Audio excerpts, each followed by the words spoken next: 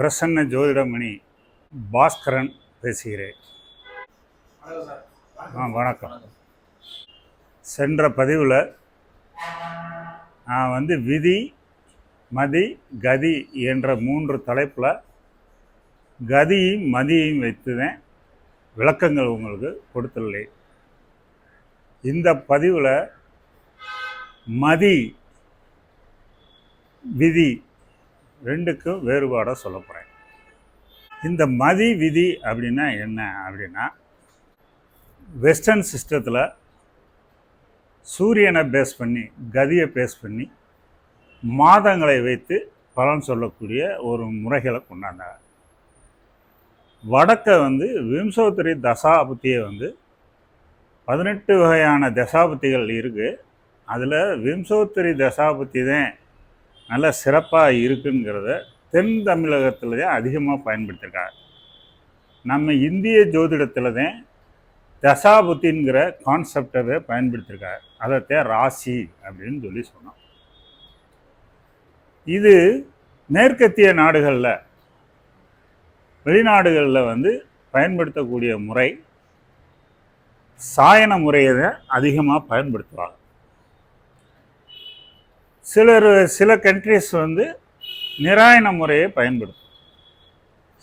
இந்த சாயன முறை பனிப்பிரதேசத்தில் நம்மளுக்கு சரியாக பாவங்கள் அமையாது. உச்சிக்கு போகும்போது, நம்ம பூமி பந்தில் உச்சிக்கு போகும்போது பாவங்கள் ஒரு 60 டிகிரி வரைக்கும் பாவங்கள் கரெக்டாக உட்காரும். அதுக்கு மேலே பாவங்கள் உட்காராது.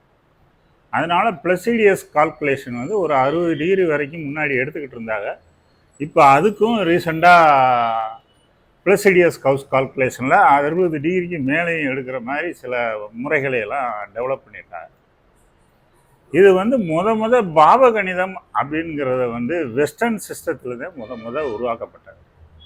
நம்ம பாவகணிதம்ங்கிறது ராசி மண்டலத்தை வச்சு ஈக்குவல் ஹவுஸ் டிவிஷனை தான் நம்ம முன்னோர்கள் பயன்படுத்திட்டாங்க. ஏன்னா அவர்கள் காலத்தில் பாவகணிதம் என்பது இல்லை. பாவகணிதம் என்பது நட்சத்திர வீதி, பால்வெளி பாதையை மையமாக வச்சுதே நம்ம கணக்கிறது. நம்ம இந்தியாவில் தசாபுத்தி பலன்கள் சொல்லக்கூடிய முறையை உருவாக்கினாங்க. வெஸ்டர்ன் சிஸ்டத்தில் இந்த மாதம் பிறந்தவர்களுக்கு பூரா ஒரே ஜாதகம் தான். ஜனவரி மாதம் பிறந்தவர், பிப்ரவரி மாதம் பிறந்தவர் மாதக்கோளான சூரியனை வைத்து அவங்க பலன் சொன்னாங்க. அவங்க பாவகணிதங்களை துல்லிதமாக எடுத்து பார்வைக்கு அதை பயன்படுத்தினாங்க. அந்த பார்வையும் நம்ம இந்திய ஜோதிடத்தை அவங்க பயன்படுத்தலை. அவங்க வெஸ்டர்ன் ஆஸ்பெக்ட் அப்படின்னு சொல்லிட்டு அவங்க பார்வையை கணக்கிட்டாங்க. அந்த பார்வை துல்லிதமானது அல்ல. போன இதில் பதிவில் சொன்னேன் இல்லையா, நான் மீனத்தில் குரு இருக்கார், கன்னியில் சந்திரன் இருக்கார் அப்படின்னா 2.25 நாளைக்கு சந்திரன் அங்கே தான் இருப்பார். அப்போ 2.25 நாள் பிறந்த எல்லாத்துக்குமே குரு பார்வை இருக்குது, சமசப்தம பார்வை இருக்குன்னு சொல்ல முடியுமா? அப்படி சொல்லவே முடியாது. சந்திரன் ஒரு நாளைக்கு ஒரு நட்சத்திரத்தில் சுமார் கடக்கிறாருன்னு வச்சுக்கோங்களேன். அந்த ஒரு நாளும் ஒரே பார்வை இருக்குன்னு சொல்லிக்கிட்டு இருக்கிறது அது அபத்தமானது. அவர் 4 பாதத்தில் சந்திரன் நட்சத்திரத்தில் போவார். அப்போ 4 பாதமும் அம்சத்தில் 4 வித பார்வைகளை அது கொடுக்குது இல்லையா? அப்போ 2.25 நாள் சந்திரன் ஒரு ராசியை கிடக்குதுன்னா அது 9 விதமான பார்வைகள் அதுக்கு உண்டு இல்லையா? இப்போ ஒரு உதாரணத்துக்கு எடுத்துக்கிறோம். இப்போதைக்கு எல்லாருமே எல்லா சிஸ்டத்துலேயும் சூரியன் மேசத்தில் இருந்தால் உச்சம் பெறுது அப்படின்னு சொல்கிறோம். அது எப்படி 30 நாளைக்கும் உச்சம் பெறுவாரா? இது எந்த ஊர் நியாயம்? என்னுடைய பஞ்சாங்கன வாசகர்களே, இந்த கிரக நிலை பாஸ்கரா கிரக சஞ்சாரம் என்ற பஞ்சாங்க நூலில் இருந்து இந்த எனது பஞ்சாங்கத்தில் புதிய முறையில் கிரக சஞ்சாரங்கள், கிரக அடைவுகள் கொடுக்கப்பட்டுள்ளது. 29/3/2025 அன்னைக்கு கிரக சஞ்சாரம் என்ன அப்படிங்கிறத இந்த இடத்துல விளக்கியிருக்கேன். இதில் வந்து ராகு கேது எழுதலை, இட வசதி பத்தலை. மற்றதை விளக்குறதுனால நம்ம அதை அப்புறம் பார்த்துக்கணும், அதை பற்றி ஒன்றும் ஒரி பண்ணிக்கிறாங்க. ஃபஸ்ட்டு வந்து கிரகங்கள்.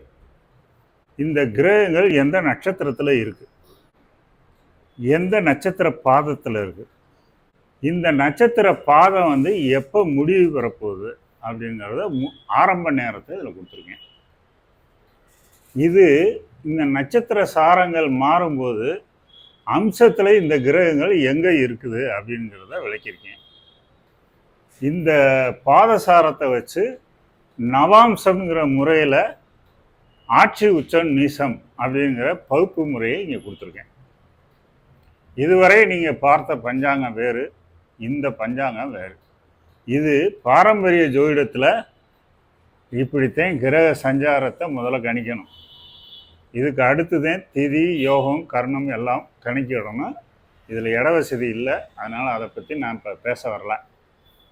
முதல்ல கிரக நிலைன்னா என்ன அப்படிங்கிறத முதல்ல வாசிப்போம். இப்போ இந்த கிரகம், இந்த நட்சத்திரம் இருக்கு இல்லையா, இந்த நட்சத்திரத்தை வச்சுதான் இந்த ராசிக்குள்ளே இந்த கிரகம் எங்கே இருக்கிறது அப்படிங்கிறத ஐடென்டிஃபை பண்ண முடியும். புரியுதா? அதுக்கு அடுத்து இந்த சைடு இருக்கு இல்லையா, இந்த பாதசாரம். இந்த பாதசாரம் எந்த நட்சத்திர பாதத்தில் ஒரு கிரகம் இருக்கு அப்படிங்கிறத இதில் காட்டியிருக்கு.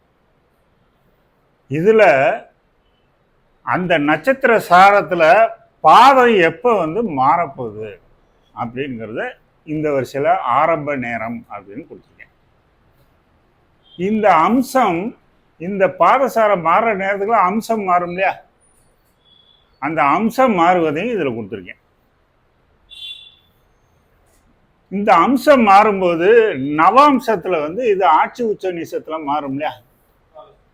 அப்போ ஜோதிடத்தை வந்து இரு கோணங்களில் பார்க்கணும். இதை ஒரு பார்வையா ராசியை வச்சு பார்க்கணும், இதை ஒரு பார்வையா அம்சத்தை வச்சு பார்க்கணும். இந்த முறை வேர்ல்டில் எந்த ஜோதிடத்திலையும் கிடையாது.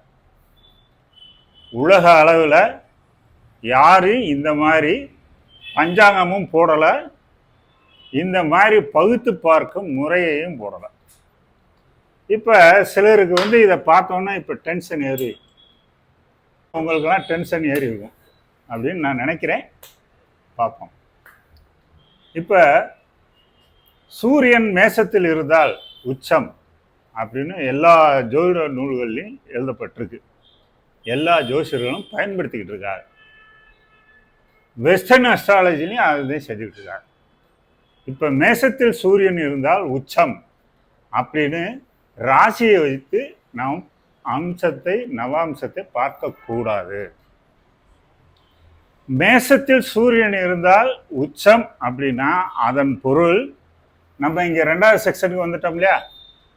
அப்போ இந்த உச்சம் என்றது சொல்றது வந்து நவாம்சத்தை வச்சு தான் நம்ம சொல்றோம்,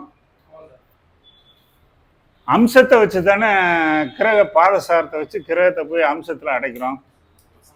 இந்த அம்சம் என்பது ஒரு ராசியை 9 கூறிட்டு பாதசாரத்தை அடிப்படையாக வச்சு அம்சத்தை குறிக்கிறோம். ஆனால் நவாம்சம் என்பது ஒரு ராசி மண்டலம் இருக்கு இல்லையா, 360 டிகிரி. அந்த 360 டிகிரிக்குள்ள 40 டிகிரியா 9 பங்கா பிரிச்சோம்னா அது வந்து நவ அம்சம். ஒரு ராசிக்கு 9 பாதமா பிரிச்சோம்னா 12 நாங்க 12 108 பாதம் வருது இல்லையா.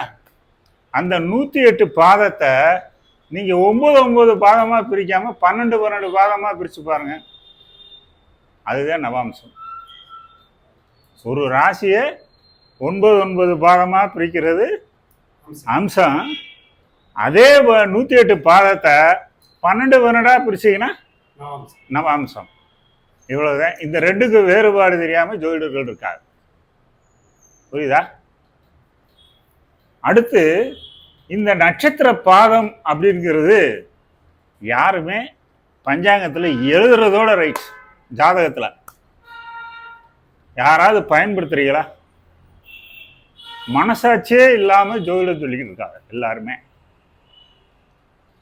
சாரம்ங்கிறது எதுக்காக? சூரியன் மேசத்துல 13 டிகிரி 20 மினிட்ஸ் அசுபதி நட்சத்திரத்துல நகர்றாருன்னா அதுல 2.25 நட்சத்திரம் இருக்குல்ல. அப்ப சித்திரை மாசம் பிறந்தவனுக்கு பூராமே சூரியன் மேசத்துல தான் இருக்கான். அப்ப 30 நாளும் பிறந்தவன் பூரா அப்பயும் பூரா சூப்பரா இருப்பானா? உச்சம் பெற்றதுனால இருக்கானா? அப்ப மேசராசியில சூரியன் இருக்கிறதுனால உனக்கு மேசத்துல சூரியன் உச்சம் பெற்றிருக்கான் அப்படின்னு சொல்றது எவ்வளவு பெரிய அபத்தமான செயல்.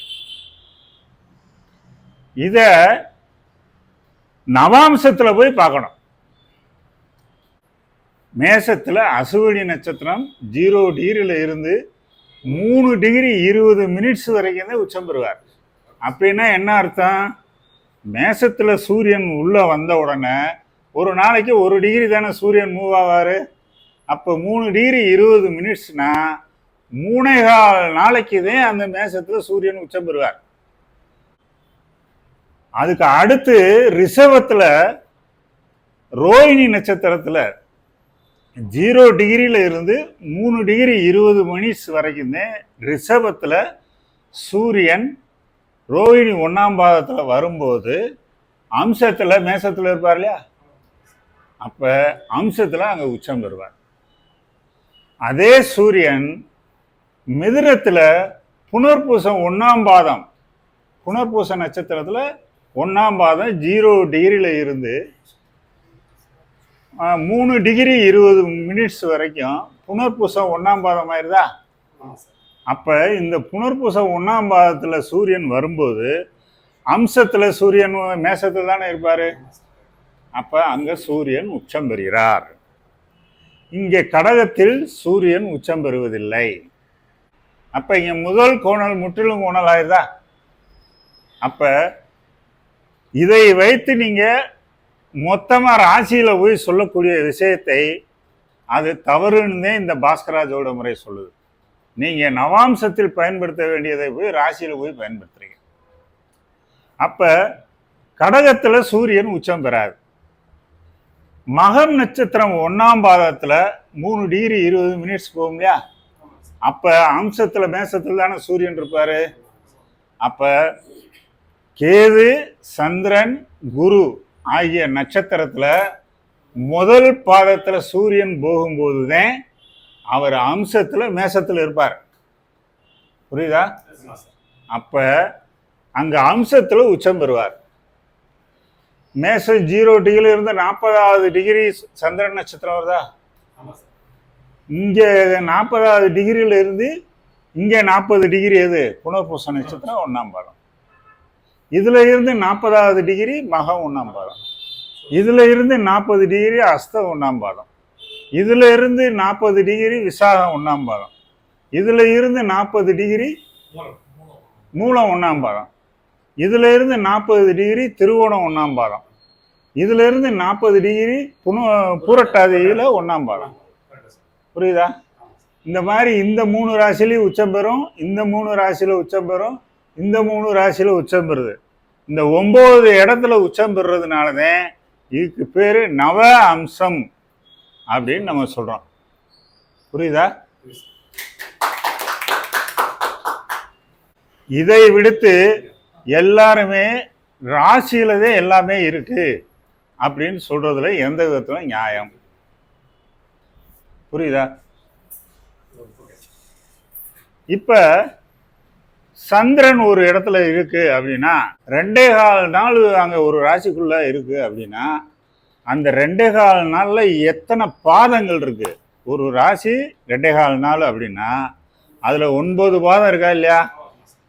அந்த 9 பாதத்தை சந்திரன் நகண்டாதானே அந்த நட்சத்திர மாற்றங்கள் ஏற்படும். இப்போ ஒரு உதாரணத்துக்கு இங்க பாருங்களேன். 29/3/2025 அன்னைக்கு சந்திரன் உத்திரட்டாதி நட்சத்திரத்துல 2ஆம் பாதத்துல போயிட்டார். அப்ப அம்சத்துல எங்க இருப்பாரு? ஆட்சி உச்ச நீசத்துல எப்படி இருப்பாரு? இது எவ்வளவு நேரம் ஓடும்? 8:49 வரைக்கும் தான் இந்த 2ஆம் பாகத்துல டிராவல் ஆவாரு. இந்த 8:49க்கு மேல 3ஆவது பாகத்துல வந்துடுறாரு இல்லையா? புரியுதா? அப்ப அம்சத்துல கன்னியில இருந்த சந்திரன் துலாத்துக்கு வந்துருவார் 8:49க்கு மேல. ஆட்சி உச்ச நீசத்துல நட்புல இருந்து சமத்துக்கு வந்துருவார். புரியுதா? இது எவ்வளவு நேரம் இருக்கும் அப்படின்னா, உத்திரட்டாதி 4ஆவது பாதம் மதியம் 2:08 இந்த சந்திரன் உள்ள என்ட்ராகிறார். 3ஆம் பாதத்துல இருந்து 4ஆம் பாதத்துக்குள்ள என்ட்ராகிறார். அப்ப அம்சத்துல எங்க இருக்கும்? விருச்சகத்துல இருக்கும் சந்திரன். ஆட்சி உச்ச நீசத்துல நீசம் பெற்றிருக்கு இல்லையா? புரியுதா? அதே நேரத்துல இந்த 4ஆவது பாதம் எவ்வளவு நேரம் ஓடும்? நைட்டு 7:26 உத்திரட்டாதி 4ஆம் பாதத்தை விட்டு ரேவதி 1ஆம் பாதத்துக்கு சந்திரன் என்றாயிறார். புரியுதா? அப்ப ரேவதி 1ங்கும் போது அம்சம் எங்க விழும்? ஆட்சி உச்ச நீசத்துல எப்படி இருக்கும்? மாறிதா? அப்ப அடுத்தது என்ன? ரேவதி 1ல எவ்வளவு நேரம் இருப்பாரு? நைட்டு 12:43 வரைக்கும் ரேவதி 1ல இருந்து ரேவதி 2க்கு மாறுறாரு. புரியுதா? அம்சத்துல எங்க இருப்பாரு?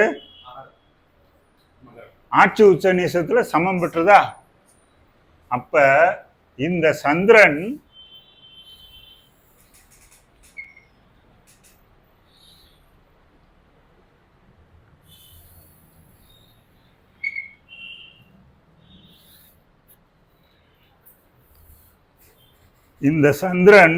ஒரே நாள்ல 5 பாதங்களை கடக்கிறாரா? காலையில 5:30 இருந்து மறுநாள் காலையில 5:30 வரைக்கும் இந்த சந்திரன் உத்திரட்டாதி 2, உத்திரட்டாதி 3, உத்திரட்டாதி 4, ரேவதி 1, ரேவதி 2 இத்தனை பாதத்துல நகர்றாரா? அப்ப நீங்க அம்சத்துல என்ன போடுவீங்க? 5 ராசிக்கு அம்சம் மாறுதா? ஆட்சி உச்ச நீசத்துல 5 மாறுதா? அப்ப ஒரு குழந்தை காலையில ஒரு 9 மணிக்கு பிறக்கும் போது சந்திரன் உத்திரட்டாதி 3ஆம் பாதத்துல இருப்பார். அம்சத்துல துலாத்துல இருப்பார், சமத்துல இருப்பார். அதே குழந்தை உத்திரட்டாதி 4ஆம் பாகத்துல மதியம் 2 மணிக்கு மேல பிறக்கிற குழந்தை, அந்த குழந்தைக்கு சந்திரன் நீசம் பெற்றுவார். புரியுதா? அப்ப நம்ம பஞ்சாங்கத்திலே இவ்வளவு ஓட்டைகளை வச்சுக்கிட்டு நெஞ்ச நிமித்திட்டு எப்படி இவங்கெல்லாம் பேசுறாங்கன்னு எனக்கு தெரியல. முதல்ல ஒரு நாள் தினகதிய பஞ்சாங்கத்துல ஒரு நாள் கிரக நிலையில மாற்றத்தவே காட்ட முடியல. அதுக்கப்புறம் ஜாதகத்துல எப்படி மாற்றம் காட்டுவாங்க? இப்ப இந்த தேதியில பிறந்தவர்களுக்கு இதே கிரக நிலையை தானே. ஆனா என்ன சொல்லுவாங்க எல்லாருமே? கன்னியில அம்சத்துல கன்னியில இருக்காரு, நட்பு பெற்றிருக்காருன்னு எல்லா அன்னைக்கு தேதியில பிறந்தவர்களுக்கு பூராமே மொத்தமா சந்திரன் கன்னியில இருக்கிறதுனால இப்படி இருக்குன்னு ராசியை வச்சு இவங்க சொல்லுவாங்க. அப்ப இந்த ஆட்சி உச்ச நீசம் நீங்க எடுத்து என்ன பிரயோஜனம் கேட்டா, அந்த பார்த்துட்டான்ல, அந்த ஆட்சி விட்டானுப்பா, ஆட்சி பெற்ற கிரகன் பார்வை ஏற்பட்டுச்சு. சில பார்த்து என்ன செய்ய? ஆட்சி பெற்றவன் பார்த்தா என்ன, பார்க்காட்டே என்ன பலம் நடக்குன்னு சொல்லணும்ல. இதை விட்டுவிட்டு நெஞ்சை நிமித்திட்டு நான் சொல்ற பலம்லாம் நடக்கும்னு சொல்ல நம்ம என்ன குடும்பியா வச்சுட்டுறான்? கேப்பேரு நெய் இவ்வளவுதானே, கேப்பாருக்கு மதியம் அங்கே போச்சு. மற்ற ஆளுகிட்ட வேணா அல்வா கொடுக்கலாம், என்கிட்ட எல்லாம் அல்வா கொடுக்க முடியாது. எதா இருந்தாலும் 2 குழந்தைக்கு 2 ஜாதகம் கணிக்க தெரியணும். முதல்ல அதை கணிச்சிட்டு 2 வேறுபட்ட கணித முறைகளை காட்டணும், 2 வேறுபட்ட பலன்களை சொல்லி காட்டணும். சும்மா அவங்களுக்கு சொன்னேன் நடந்துச்சு, இவங்களுக்கு சொன்னேன் நடந்து 5 வயசு பிள்ளை கூட 2 பிள்ளையை சேர்ந்துச்சுன்னா ஒன்று நடக்கும்னு சொல்லும், ஒன்று நடக்காதுன்னு சொல்லும். அந்த செயல் நடந்துச்சு அந்த பிள்ளை ஜோசியர்னு சொல்லிடுறதா? அப்படியெல்லாம் மூட நம்பிக்கையெல்லாம் பேசக்கூடாது. இன்றைய காலம் விஞ்ஞானபூர்வமாக விளக்குனாதே யாராக இருந்தாலும் ஏற்றுக்குருவாங்க. சும்மா வாயிலே வடை சொல்லக்கூடாது. அதெல்லாம் நம்பிக்கைக்குரிய கணிதம் அல்ல. நானும் எனக்கும் அல்வா கொடுக்க தெரியும். நான் உங்களுக்கு முன்னாடியே அல்வா கொடுத்துட்டு வந்திருந்தேன். புரியுதா? அதனால் சும்மா பஞ்சாங்கமே வேறுபாடு இல்லை. அப்படி இருக்கும்போது எப்படி இருக்க முடியும்? 100 பேர் பஞ்சாங்கம் போடுறாங்க. 100 பேர் காப்பிரைட் ஆக்ட் படி ஒருத்தர் போட்ட கணிதத்தை இன்னொருத்தர் போடக்கூடாது. அப்ப ஒவ்வொருத்தரும் ஒவ்வொரு நிமிடம் வித்தியாசம் போட்டாங்கன்னு வச்சுக்கோங்க. அப்ப 100 பேத்துக்கு 100 நிமிட வித்தியாசம் வரும்ல. அப்ப 100 நிமிட வித்தியாசம்னா 1 மணி நேரம் 40 நிமிஷம் வித்தியாசம் வரும்ல. இப்படி வேறுபட்ட கணிதங்களை வச்சுக்கிட்டு நீங்க எப்படி பலன் சொல்ல போறீங்க? இத்தனை பேர் கணிக்கிறாங்கள. இந்தியன் கவர்மெண்ட் ஒரு பஞ்சாங்கம் போடுது. யாராவது வாங்குறீங்களா? ராஷ்டிரிய பஞ்சாங்கம் அப்படின்னு இந்தியன் கவர்மெண்ட் போடுது.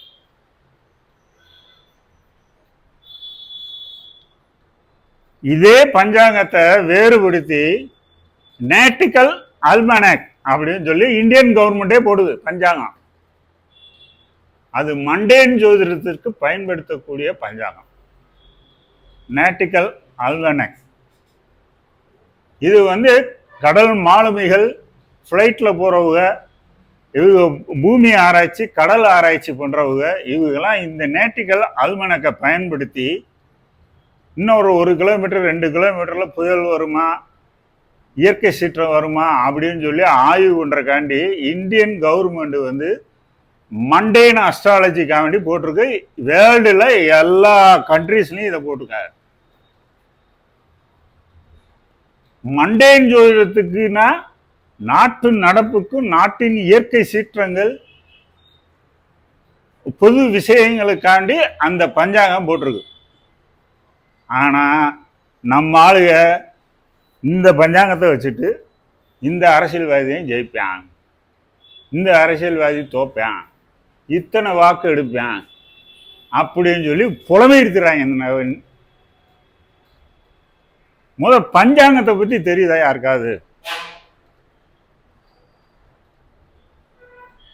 அப்ப முறையற்ற செயலை செஞ்சு போட்டு ஜோசியத்தை கேவலப்படுத்தினா இதை பொறுத்துக்கிட்டு இருக்க முடியுமா? நம்பிக்கை இல்லையா? கடல் மாலுமியல் இன்ஜினியர், அங்கே ஒருத்தர் இன்ஜினியர் இருப்பார்ல, அவங்ககிட்ட கேளுங்க, அவங்க அந்த பஞ்சாங்கம் யூஸ் பண்ணுவாங்க. ஃப்ளைட்டில் போகிறோயா, அங்கே ஒரு இன்ஜினியர் இருப்பார், அவர் அதை யூஸ் பண்ணுவார். இது மண்டேன் ஜோதிடத்துக்குன்னு போடக்கூடிய பஞ்சாங்கம். இதை தனி மனிதனுக்கு யூஸ் பண்ணுற பஞ்சாங்கத்தை வச்சு நீ நாட்டு நடப்பை எப்படி பிரிச்சு கொடுவ?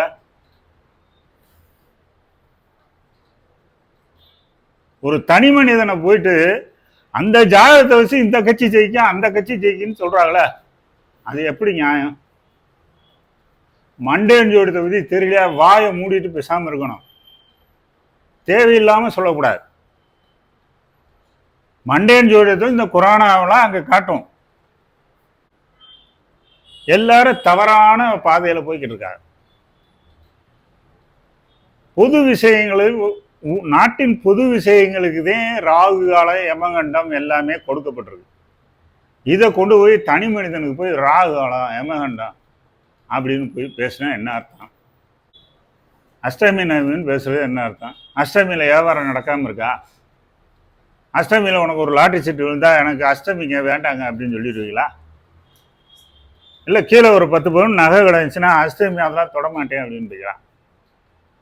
அப்ப எங்க போச்சு உங்க அஷ்டமி நவமி?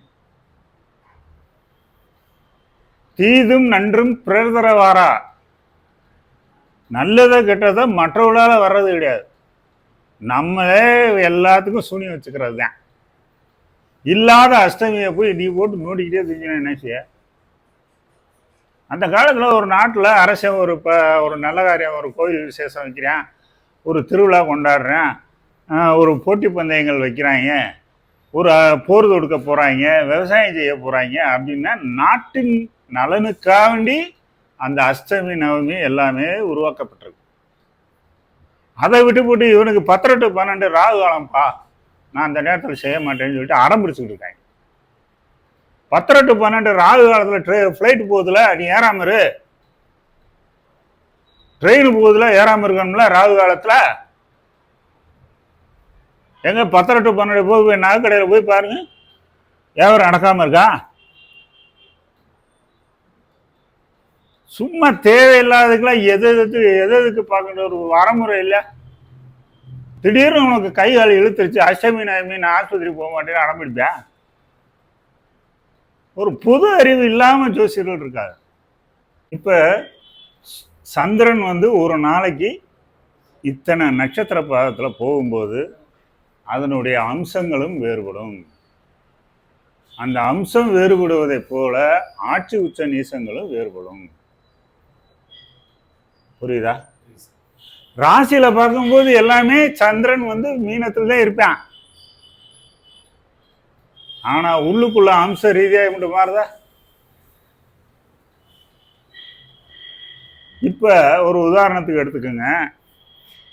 மீனத்துல சனி, ராகு, சூரியன், சந்திரன், புதன், சுக்கிரன் இருக்கு.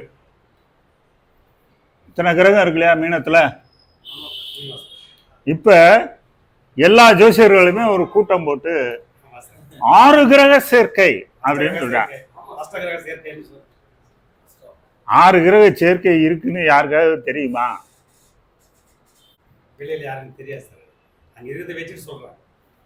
ராசிங்கிறது 30 டிகிரிங்க. இந்த 30 டிகிரிங்கிறது வானவெளியில எவ்வளவு டிஸ்டன்ஸ் தெரியுமா? என்னவோ எல்லா கிரகம் ஒரே நேர் ஓட்டு இருக்கிற மாதிரி இவங்க பில்டப் பண்ணிட்டு இருக்காங்க.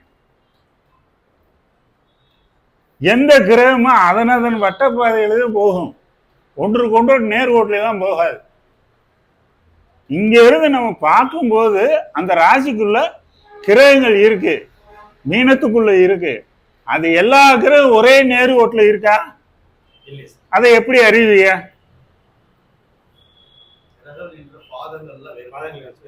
நட்சத்திர பாதங்கள்ல வேறுபடும். ஒரே நட்சத்திர பாதத்துல 9 கிரகங்கள், எத்தனை கிரகங்கள் இருந்தாதே அது அம்சத்துல ஒரே நட்சத்திர பாதத்துல வரும். இங்க பாத்தீங்களா? இங்க சந்திரன் அம்சத்துல 5 தடவை 5 கோடு போட்டிருக்கேன் இல்லையா? இந்த 5 கோடுங்கிறது இந்த 5 பாதம். புரியுதா? அம்சத்துல பாருங்க, சனி எங்க இருக்காரு அம்சத்துல?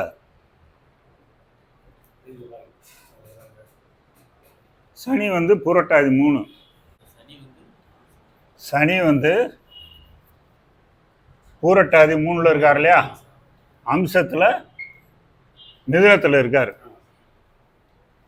இங்க இருக்க சனி அம்சத்துல மிதுனத்துல இருக்காரு. இங்க ராகு இருக்காரு இல்லையா? ராகு என்ன நட்சத்திர பாதம்? பூரட்டாதி 4ஆம் பாதங்கும் போது கடகத்துல வருதா? அடுத்து சூரியன் எந்த பாதத்துல இருக்காரு? உத்திரட்டாதி 4ஆம் பாதம் எங்க வரும்? இங்க இருக்கா?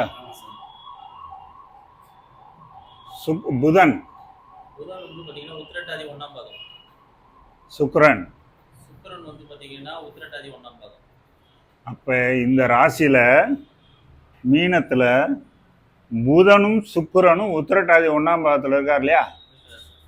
அப்ப இங்க அம்சத்துல ஒன்னா இருக்காங்களா? அப்ப இந்த புதனும் சுக்கிரனும் தான் கிரக சேர்க்கை பெறுகிறது. ஏன்னா ஒரே நட்சத்திர பாதத்துல இருக்கு. இப்படி இருந்தாதே கிரக சேர்க்கை. இந்த அறிவுஜீவிகள் என்ன செய்றாங்க? ராசி சக்கரத்துல போய் இந்த 5 கிரகம் 6 கிரகம் இருக்கு, அதனால இதை போய் கிரக சேர்க்கைன்னு சொன்னா யாராவது ஏத்துக்க முடியுமா? விஞ்ஞான பூர்வமா யோசிக்கக்கூடிய எந்த நபரும் ஏத்துக்குருவாங்களா?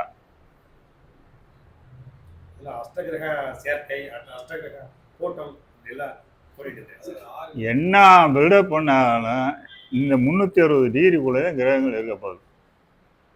அது ஒரு நேர்கோட்டில் இருக்கணும்னா ஒரே நட்சத்திர பாதத்தில் இருந்தாலே நேர்கோட்டுக்கு வரும். அதை அறியறதுக்கு தான் அம்சம் அப்படிங்கிறது சொன்னேன். புரியுதா? இப்ப இங்க 6 கிரகம் இருக்குன்னா இந்த 6 கிரகம் அம்சத்துல ஒரே இடத்துல இருக்கா? 4 ராசிக்குள்ள இருக்குல்ல. அப்ப இத போய் எப்படி கிரக சேர்க்கை நீங்க எந்த விதத்துல எடுக்கிறீங்க? இது ஏற்புடையதா? இங்க நட்சத்திர சாரம் பார்க்கல அப்படின்னா நீங்க எப்படி இதுல வேறுபடுத்தி உங்களால பார்க்க முடியும்? நான் போட்ட வீடியோக்கு நிறைய ஜீவிகள் நட்சத்திர பாதமே வேண்டாம், லக்கணமே வேண்டாம் அப்படின்னு இப்படி அறிவு ஜீவிகளை வச்சுட்டு என்ன செய்ய? இப்படி லக்கணம் வேணாம்னு சொல்லி தானே வெஸ்டர்ன் சிஸ்டத்துல வந்து சூரியனை மாசத்தை வச்சு பலன் சொல்லிக்கிட்டு இருக்கான். அவன் மாசத்துக்கு சொல்றது எவ்வளவு பெரிய அறிவாளி பார்த்துக்கணும். இங்க ஒரு நாள்ல 12 லக்கணம் மாறுது. இதுக்கே இங்க வந்து பீசாய்ப்பு கிடக்குறாங்க. அதவே வேறுபடுத்தி சொல்ல முடியல. சில அறிவுஜிகள் வெஸ்டர்ன் சிஸ்டம் சூப்பரா வேலை செய்துட்டான். ஒரு மாசத்துல பிறந்தவனுக்கு எல்லா பேத்துக்கும் தசாபத்தி எப்படி சொல்லுவார்? இதே வேலையை இந்த நாடி ஜோசி இங்க பூரா சொல்லிக்கிட்டு இருக்காங்க. குருவை மட்டும் பார்த்து எடுத்து சொல்லலாம், ராகுவை மட்டும் பார்த்து சொல்லிடலாம். மற்ற கிரகங்கள்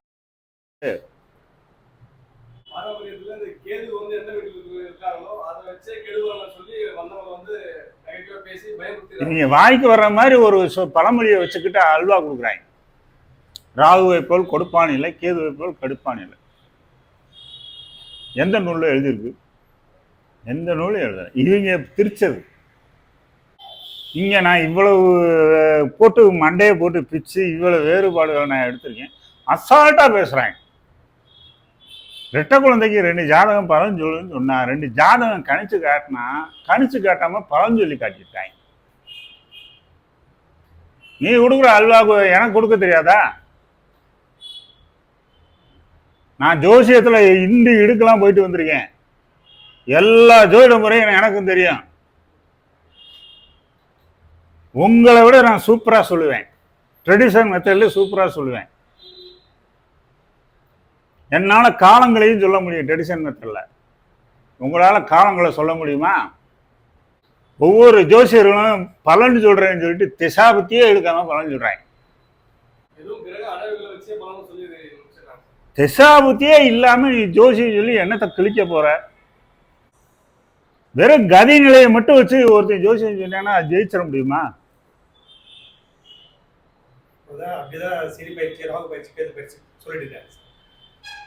நான் கேட்டது டிஃப்ரெண்ட் ஆரோஸ்கோப் கணிக்கிறதுக்கு தான். நான் தேதி நேரம் ஊர் கேட்டேன். தேதி நேரம் ஊரை போட்டுவிட்டு நான் பலன் சொல்றது கரெக்ட் அப்படின்னு சொன்னா எனக்கு சின்ன பிள்ளையிலே காது குத்திட்டாங்க. இப்ப எல்லாம் வந்து யாரும் என்கிட்ட காது குத்த முடியாது. வேர்ல்டுல எந்த சிஸ்டத்தை நீ போய் படிச்சாலும் சரி தசாபுத்தி பலன் உங்களால சொல்ல முடியாது. என்னுடைய கணித முறையை எடுத்துக்கிட்டு கிருஷ்ணமூர்த்தி பத்ததி முறைன்னு சொல்லியிருக்காங்க. அவங்களாம் வெக்கமா இல்லை? வெத்த போய் யாருன்னே தெரியாம இருக்கிறாங்க. அடுத்த வேற இன்சியல் போட்டுக்கிட்டு இருக்காங்க. இப்படி மானங்கட்ட பொழப்பு எதுக்கு பொழைக்கணும்? கிருஷ்ணமூர்த்தி சொன்னாரா நான் சொல்லிட்டு போயிருவேன்ல. எங்களுக்கு தெரியாதா கிருஷ்ணமூர்த்தி எதாவது சொல்லியிருக்காருன்னு? ஒரு புழுகிறதுக்கு ஒரு அளவு இல்லையா? அநியாயத்தை புழுகிறேன்.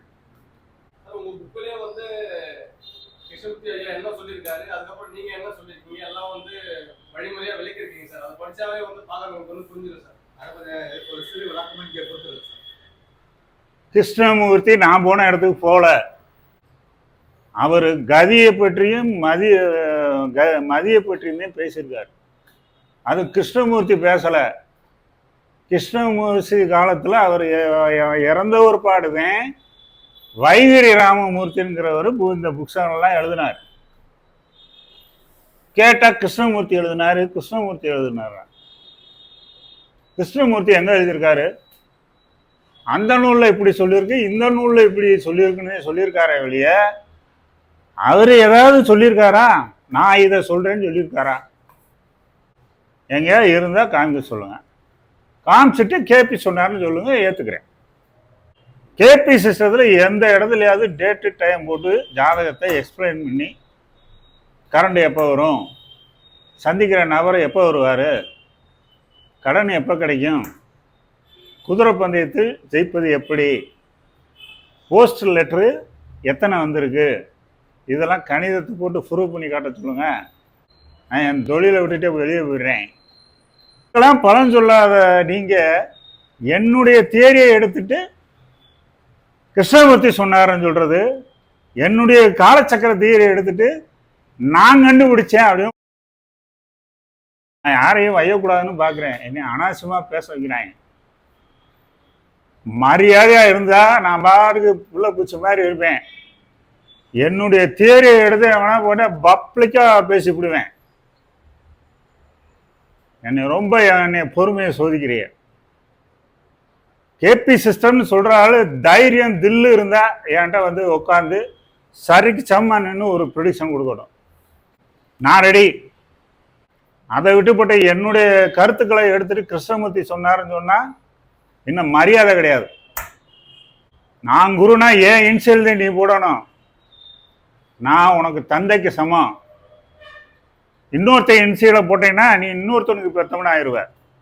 யோசிச்சு பேரை போடுங்க. இப்ப இந்த சந்திரன்ல நட்சத்திர பாதங்கள் மாறும்போது அம்சம் மாறுது. அம்சம் மாறும்போது ஆட்சி உச்ச நீசம் மாறுது. இதே போலதான லக்னமும் போய்கிட்டு இருக்கு. புரியுதா? அப்ப இந்த லக்கணம் வந்து 9 கிரகத்துக்குள்ளதான நட்சத்திரங்கள் வரப்போகுது. அந்த 9 கிரகங்களுக்கும் உள்ள நட்சத்திரம் தானே 4 பாதங்களா பிரிக்கப்பட்டிருக்கு.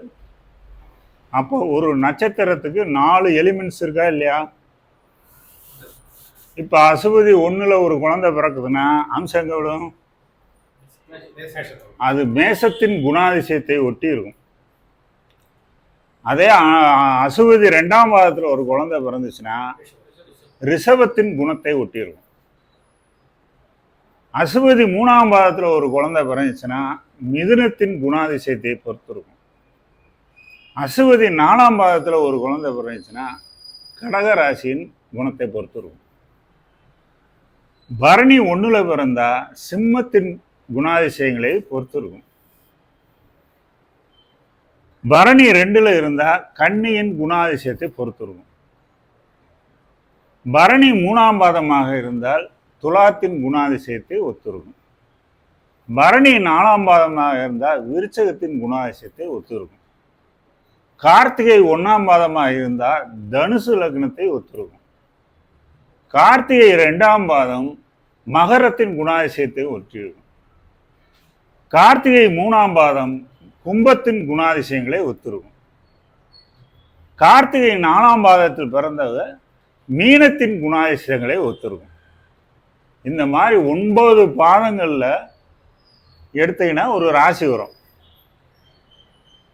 ஒரு 40 டிகிரியை எடுத்தீங்கன்னா 12 ராசி வந்துருதா? அப்ப ஒரு 108 நட்சத்திர பாதத்தை 12 பிரிச்சா 9 நவாம்சம் வருதா? இதை வச்சுதான் நவ அம்சம் அப்படின்னு பிரிச்சோம். காலையில ஒரு குழந்தை பிறக்குது அப்படின்னா லக்ன நட்சத்திரம் சனி. மாலை 7 மணி 12 நிமிஷத்துக்குள்ள பிறகுற குழந்தைக்கு பூரா பூரட்டாதி 3ல தானே இருக்கும். அப்ப மாலை 7 மணி 12 நிமிஷத்துக்கு மேல பூரட்டாதி 4க்கு வந்துருதா? புரியுதா? அப்ப இது மெதுவா செல்லும் கிரகம் இங்க மாறி இருக்கு. இதே மாதிரி மற்ற கிரகங்களும் விரைந்து செல்லும் கிரகமும் மாறுமா இல்லையா? புரியுதா? அப்ப இந்த மாற்றத்தின் மூலம் அம்சம் மாறுமா இல்லையா? அப்ப இந்த பாதசாரங்களை யாராவது துடுறீங்களா? அப்ப பாதசாரத்தை அட்டவணையில மட்டும் எழுதி என்ன நாக்கு வலிக்கவா? இதைத்தான் நம்ம முன்னோர்கள் சாரம் அம்சம் இது ரெண்டையும் இணைச்சு சாராம்சம் பார்த்து பதில் சொல்க அப்படின்னாரு.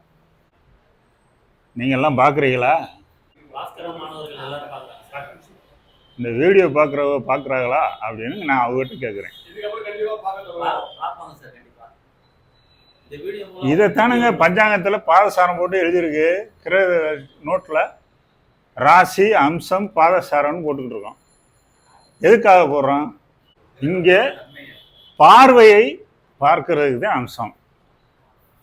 சாரம்ங்கிறது நட்சத்திர சாரத்தையும் பலன் செய்யும், நட்சத்திர பாதத்தின் பலனையும் செய்யும். கேட்டா நட்சத்திரமே ஒன்றும் கிளிக்காது அப்படின்னு சொல்லியிருக்காரு. இப்ப சந்திரன்ல இவ்வளவு நட்சத்திர பாதம் மாறும்போது சில அறிவாளிகள் சொன்னாங்க, திதியில நாங்க ஒரே கிளியா கழிச்சு விடுவோம் அப்படின்றாரு. அப்ப இங்க நட்சத்திர பாதம் மாறும்போது அம்சம் மாறுது, ஆட்சி உச்ச நீசம் மாறுது. நான் ஒன்றும் உங்களை கண்ணை கட்டி ஏமாத்தலையில, எல்லாம் போட்டுதான் ஓப்பனாக தான் போட்டு காட்டுறேன்.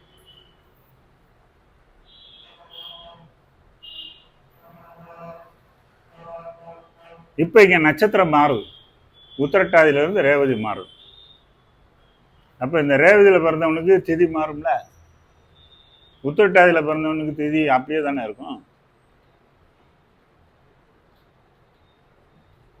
திதி பூரா சுமார் 23 மணி நேரத்துலேருந்து 27 மணி நேரத்துக்கு இருக்கும். இங்கே ரெட்டை குழந்தைக்கே இங்கே பீஸ் அடிக்குது. ஒரு நாள் பூரா திதி இருக்கு, ஒரு நாள் பூரா திதி இருக்கு. அப்ப இந்த ஒரு நாள் பூரா இருக்கிற திதியை வச்சுட்டு இது எப்படி திதியை பலன் சொல்ல போறாங்க?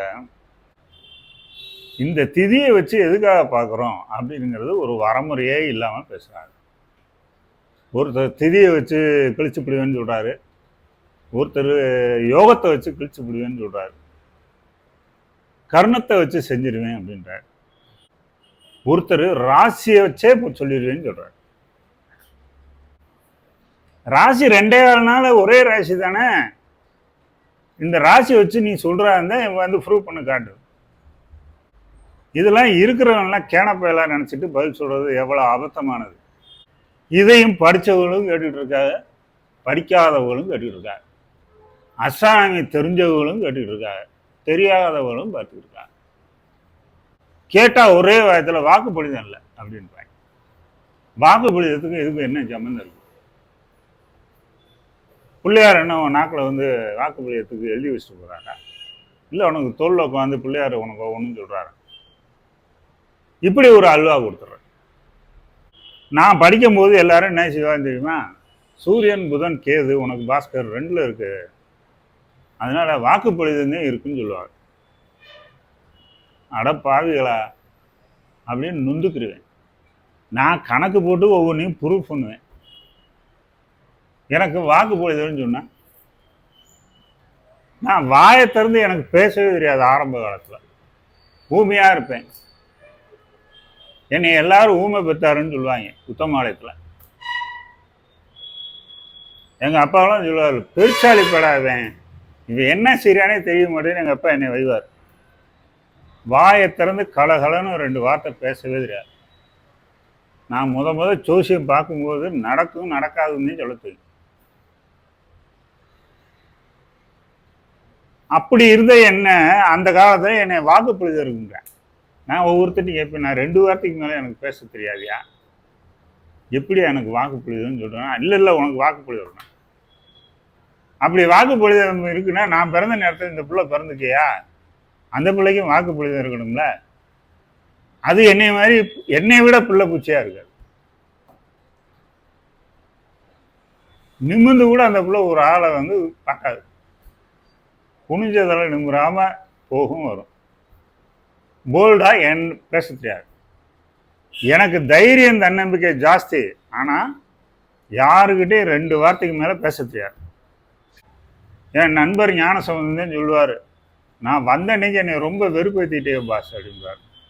என்ன தலைவர்னா, நடக்கும் நடக்காதுங்கிறதையும் சொல்றீங்களே, எப்போ நடக்கும்னு சொன்னீங்களா? நானும் 100 தடவை கேள்வி கேட்டேன், நடக்குங்க அவ்வளோதாங்க எனக்கு தெரியும் அப்படின்னு உதறி விடுறீங்களே வெளியே, எந்த பலனும் சொல்லலையாங்க.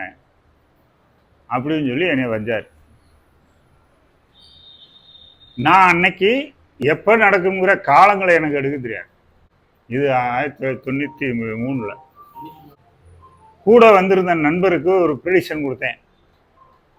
உங்களுக்கு ஜாப்ல அசிங்க அவமானப்பட்டு நீங்கள் சஸ்பெண்ட் ஆக போறீங்க அப்படின்னு சொல்லி ப்ரெடிக்ஷன் கொடுத்தேன். நான் கொடுத்தது மாதிரி அவருக்கு நிகழ்வு நடந்துச்சு. அது எப்போ நடந்துச்சுன்னா 12 வருஷம் கழிச்சு நடந்துச்சு. நான் சொன்னதை மறந்துட்டேன். 12 வருஷம் கழிச்சு அவருக்கு அந்த நிகழ்வு நடந்த உடனே ஞானசம்பந்த நண்பர் அவர் தான் எனக்கு ஃபோன் அடித்து, பாஸ் நீங்கள் அன்னைக்கு 93 நீங்கள் சொன்ன விஷயம் நான் எப்போ நடக்கும்னு உங்கள்கிட்ட கேள்வி கேட்டேன். அப்போ நீங்கள் காலங்களை சொல்லலை, ஆனால் நேற்று நடந்துருச்சு இந்த சம்பவம் நீங்கள் சொன்ன பலன். அதே மாதிரி சஸ்பெண்ட் ஆகிட்டாரு, வேலை போச்சு. அப்போ நான் அந்த காலத்தில் எனக்கு நடக்காதுன்னு சொல்ல தெரியுமே வெளியே காலங்களை பகுக்க தெரியாது. அதுக்கப்புறம் ஒரு சம்பவம் எப்போ நடக்குது அப்படிங்கிறதே தசாபுத்தியை வச்சு கால்குலேஷன் பண்ண போகலாம். அதுக்கு பிறகு அதே என்னுடைய நண்பருடைய ஃப்ரெண்டு அவருக்கும் நான் ப்ரெடிக்ஷன் கொடுத்தேன். நான் கொடுத்த தேதியிலேயே அவருக்கு ஆக்சிடென்ட் ஆச்சு. அதே மாதிரி அவருடைய நண்பருக்கு இந்த டயத்துக்கு மேலே உங்களுக்கு யோகமான பீரியடு அப்படின்னு சொல்லி டேட் போட்டு குறித்து கொடுத்தேன். புதன் தசை உங்களுக்கு கோடீஸ்வரன் ஆகக்கூடிய அமைப்பு இருக்குது அப்படின்னு கொடுத்தேன். அதே மாதிரி புதன் திசையில் 3 வித தொழில் பண்ணி அவர் இன்கம் சம்பாரித்து நல்ல வசதி வாய்ப்பாக இப்போ உட்காந்துருக்கார். அப்போ சும்மா வெறும் வாயில் நம்ம ஒரு ராசி கட்டத்தை வச்சுட்டு எந்த பார்த்துட்டான்ல இந்த சேர்ந்துட்டான்ல அப்படின்னு அல்வாலாம் கொடுக்கக்கூடாது.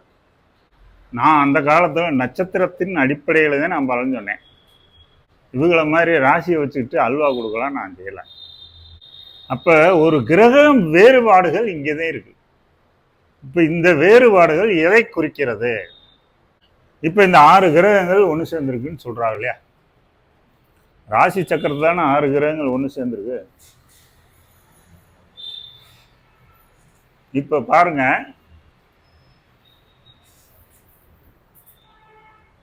மேசம், சிம்மம், தனுசு இந்த 3 இடத்துல இருக்கக்கூடிய கிரகங்கள் பூரா 27 நட்சத்திரத்தில் 1ஆம் பாதத்தில் இருக்குன்னு அர்த்தம்.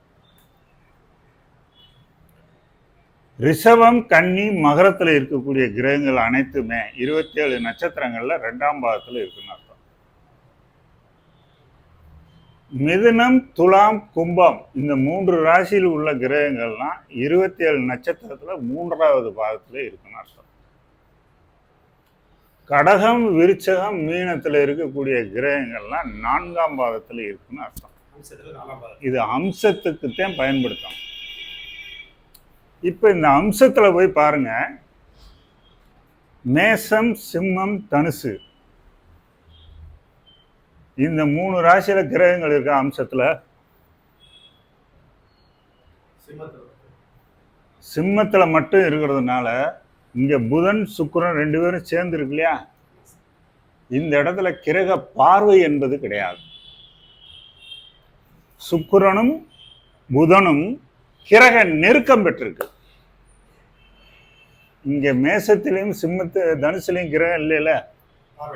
அப்ப இந்த கிரகம் இந்த பாவத்தை பார்க்கவில்லை, கிரகத்தையும் பார்க்கவில்லை.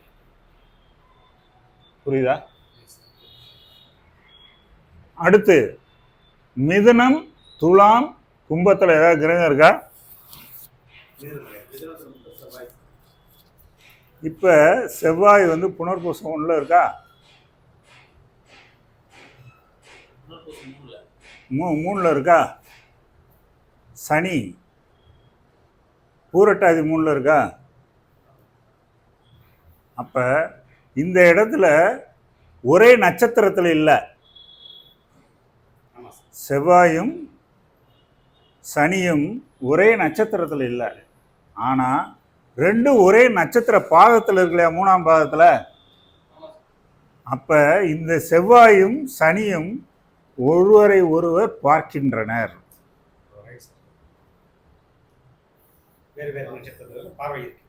வேற வேற நட்சத்திரத்தில் ஒரே பாதத்தில் இருக்கார். அதனால அம்சத்தில் இங்கே ஒன்று சேர்ந்தார். ஒரு ராசியில் 2 கிரகங்கள் ஒரே இடத்தில் இருந்து அம்சத்திலும் ஒரே இடத்தில் இருந்தால் அந்த கிரகம் கிரக நெருக்கம் பெறுகிறது அப்படின்னு அர்த்தம். புரியுதா? அதே இதுல ராசியில வெவ்வேறு இடத்துல இருந்து அம்சத்தில் ஒரு கிரகம் 2 கிரகம் ஒரே இடத்துல இருந்துச்சுன்னா அந்த கிரகம் பார்வை பெறுகிறது. புரியுதா? ராசியில் 1, 5, 9ஆம் வீட்டில் இருக்கிற கிரகம் அம்சத்தில் 1, 5, 9ல் இருந்துச்சுன்னா அது வேறு கிரகத்தின் நட்சத்திரத்தில் ஒரே பாதத்தில் உள்ளது. புரியுதா? அதே 1, 5, 9ல் உள்ள ராசியில் ஒரு கிரகம் அமைந்து அம்சத்தில் அந்த 3 கிரகமும் ஒரே ராசியில் இருந்தால் அது 3 கிரகமும் ஒரே நட்சத்திரத்தின் பாதத்தில் உள்ளதுன்னு அர்த்தம். இப்போ பரணி 1ல் ஒரு கிரகம் இருந்து, பூரம் 1ல் ஒரு கிரகம் இருந்து, பூராடம் 1ல் ஒரு கிரகம் இருந்துச்சுன்னா 3 ராசியில் இருக்கு இல்லையா? இந்த அம்சத்தில் எங்கே போய் உட்காரும்? சிம்மம், கன்னி, துலாம், விருச்சத்துக்குள்ள தானே அந்த உட்காரம். அது ஒரே ராசியில் இருந்துச்சுன்னா ஒரே பாதத்தில் இருக்கணும். புரியுதா? இது பார்வை. இந்த மாதிரி அம்சத்தை வைத்து தான் பார்க்க வேண்டும். இப்ப கடகம், விருச்சகம், மீனத்துல ஏதாவது கிரகம் இருக்கா? விருச்சகத்துல சூரியன் இருக்காரு. விருச்சகத்துல சூரியன் உத்திரட்டாதி 4ல் இருக்காரு. கடகத்துல குருவும் ராகுவும் இருக்கார். குரு ரோஹிணி 4ல் இருக்காரு. ராகு சனி நட்சத்திரத்துல இருக்காரு. குரு நட்சத்திரம் 4ஆம் பாதத்தில் இருக்காரு. அதனாலதான் இங்க அம்சத்துல குருவும் ராகுவும் கடகத்துல இருக்காரு. இப்ப இந்த 3 கிரகமும் ஒரே நட்சத்திர பாதத்தில் இருக்கா? சூரியன் 4ஆம் பாதத்தில் இருக்கா? சனி 4ஆம் பாதத்தில் வருவார் இல்லையா இன்னைக்கு? அப்ப சனியை இந்த சூரியன் பார்ப்பார். சூரியன் சனி பார்ப்பார். அதே ராகு குருவுடைய நட்சத்திரத்தில் 4ஆம் பாதத்தில் இருக்குல்ல? அப்ப சனி, செவ்வாய், ராகு, சனி, சூரியன், ராகு இந்த 3 கிரகங்களும் ஒன்றை ஒன்று பார்க்கிறது. கிரக பார்வையை அம்சத்தில் எடுக்காம ராசியில வச்சுக்கிட்டு இந்த பார்த்துட்டான்ல சேர்ந்துட்டான்லன்னு சொன்ன இப்ப இருக்கிறவெல்லாம் கிணப்பல. அப்ப ஜோதிடத்தை ஒழுங்காக புரிஞ்சுக்கிறாம படிக்காம தானே இந்த அநியாயம் பண்றாங்க ஆளாளுக்கு. இதுல ஆளாளுக்கு ஒரு சிஸ்டம் சொல்றேன். ஒரு சிஸ்டம் சொல்றதுக்கு ஒரு அருகதை வேண்டாமா? ஒரு ஸ்டார்டிங்ல இருந்து ஒரு எண்டிங் வரைக்கும் ஒரு மெத்தடாலஜியை எடுத்து கொடுக்கணும்.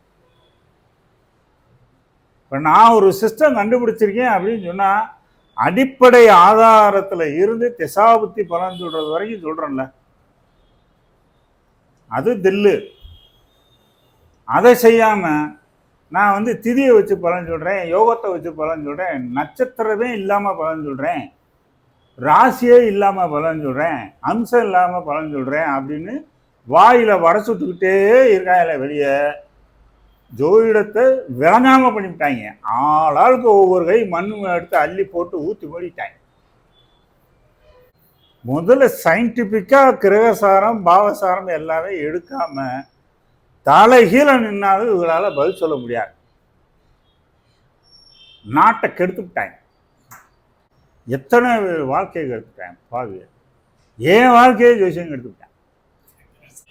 என்னைய சுத்தி விட்டதுனால தான் எனக்கே ஒன்றும் தலையும் முறையில. எல்லாம் காசு வாங்குற, இந்த பார்த்துட்டேன் சேர்ந்துட்டேன் நடந்தேன். இதில் நான் என்னை கூட்டு போய் நீ பரிகாரம் பண்ணாதான் உனக்கு கல்யாணம்ன்றாங்க. இதுக்கு டூர் அடிக்கிறதுக்கு நான் தான் செலவழிக்கணும்னா எத்தனை பேர் பரிகாரம் பண்ணுற வீட்டில் கல்யாணம் ஆகாத பெண்கள் இருக்காங்க, பையன் இருக்கீங்க, ஏன் அவங்களுக்கு போய் பரிகாரம் பண்ணி உன் பிள்ளைக்கு நீ கரெக்ட் பண்ணிட வேண்டியதானே? நான் பரிகாரம் பண்ணி விதியை மாற்றினா விதியை மாற்றி போடணுன்னு எதுக்கு பிச்சை எடுக்கிற வந்து?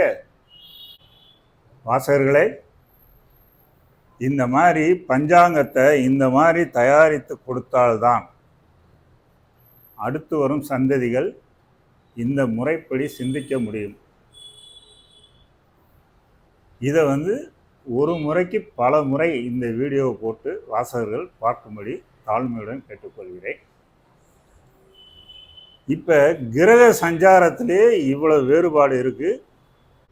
தாங்கள் இதுவரை பார்த்த பஞ்சாங்கங்கள் வேறு. எனது பஞ்சாங்கம் பாஸ்கரா ஜோதிட 2025 வருட கிரக சஞ்சாரத்தை பற்றி இந்நூலில் விளக்கியுள்ளேன்.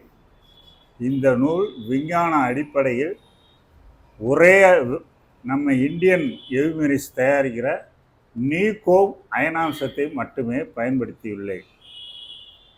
மற்ற அயனாம்சங்களை பயன்படுத்தினால் ஒவ்வொருவரும் ஒவ்வொரு விதமான கணிதங்களுக்கு ஆட்படுத்தி அயனாம்ச வேறுபாடுகளையும் பயன்படுத்துவதால் பஞ்சாங்கத்திற்கு பஞ்சாங்கம், நட்சத்திரங்களும் கிரகங்களும் வேறுபடும். எமது முறை பஞ்சாங்கம் உலகம் முழுவதிலும் ஒரே நீகோம் அயனாம்சம் பயன்படுத்தப்படுகிறது. இந்த நீகோம் அயனாம்சத்தை அனைவரும் பயன்படுத்தினால் அனைவரும் ஒரே மாதிரியான பலன்களை சொல்ல முடியும். ஒவ்வொருவரும் ஒவ்வொரு அயனாம்சத்தை பயன்படுத்தி பஞ்சாங்கங்கள் போடுவதால் கிரக நிலைகளும் பாவ நிலைகளும் வேறுபடும். ஆகவே அனைவரும் நீகோம் அயனாம்சத்தை மட்டுமே பயன்படுத்தும்படி தாழ்மையுடன் கேட்டுக்கொள்கிறேன். இந்த பஞ்சாங்கத்தின் விலை 300 ரூபாய். இந்த பஞ்சாங்கத்தின் விலை 300 ரூபாய். இந்த பஞ்சாங்கம் தமிழில் உள்ளது. தாங்கள் பயன்படுத்தும் பஞ்சாங்கத்திற்கும் இந்த முறை பஞ்சாங்கத்திற்கும் வேறுபாடுகள் நிறைய உள்ளன. வாசகர்கள் இந்த பஞ்சாங்கத்தை வாங்கி பயன்படுத்தி தங்களை வளப்படுத்தி கொள்ளுமாறு தாழ்மையுடன் கேட்டுக்கொள்கிறேன். நன்றி, வணக்கம். எனது அன்பு வாசகர்களுக்கு முன்னறிவிப்பாக சில விஷயங்களை கூற விரும்புகிறேன். அடுத்த எபிசோட் விதியை பற்றி விளக்க உள்ளேன். இந்த விதி நூல் பற்றி உலகம் முழுவதும் நீங்கள் சென்று தேடி பார்த்தாலும் இந்த விளக்கங்களை தாங்கள் காண முடியாது. இந்த விதிநூல் பற்றிய இரகசியங்களை அடுத்த எபிசோடில் வழங்க உள்ளேன். வாசகர்களுக்கு நன்றி கலந்த வணக்கம்.